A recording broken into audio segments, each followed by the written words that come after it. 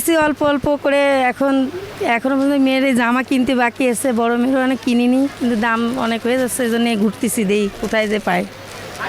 যেহেতু শেষের দিকে সবার জন্যই এই শেষের দিকে যারা আসে, বিশেষ করে বেশিরভাগ মধ্যবিত্তরা, এদের কেনাকাটা করতে একটু কষ্টই হয়, তো দামটা ঠিকঠাক চাইলে ভালো হয়।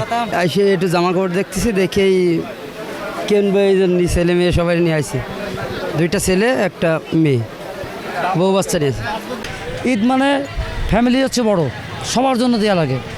আর এইখানে মনে করেন আমরা অল্পর ভিতরে বেচা কেনা করি, আমাদেরও সামথিং লাভ হয়, 10টা পরিবারের জন্য মানুষরা কিনতে পারে, আলহামদুলিল্লাহ ভালো। আমরা ফুটপাতে বেশি, এই কারণে মনে করেন যে পাইকারি রেটে আসে, আমরা সীমিত লাভে বেচে দিই। আর মার্কেটে তো মনে করেন ডিসপ্লে করে তারা দাম চায় বেশি, বুঝছেন। সেই কারণে অনেকে গ্রাহকও আছে, গরিব যারা, তারা আমাকে দিয়ে নেয়, বুঝছেন।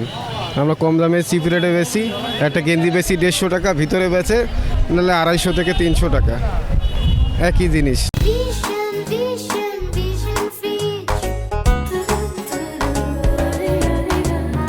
একটা মার্কেটে কিনতে গেলে মনে করেন 800-900 টাকা দাম নেবে, 1200 টাকা দাম নেবে, সেখানে আমরা 400 টাকা বিক্রি করতেছি। এর জন্য মার্কেট থেকে মানে না কিনে আমাকে কাছে কিনে।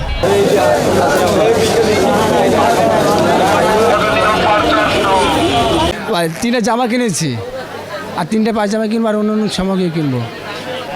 জামা প্যান্ট কিনছি, এসে আমার মেয়ে, এসে আমার স্ত্রী, এদের জামা কাপড়, মা আছে, ভাগনা ভাগ্নি আছে, এদের জন্য আর কি কেনাকাটার জন্য আসছে আর কি। কিনেছি প্যান্ট, তারপর জুতো, জামা কাপড়, এগুলো কিনতে এসেছি, এদের মার্কেট করতে সবার জন্য।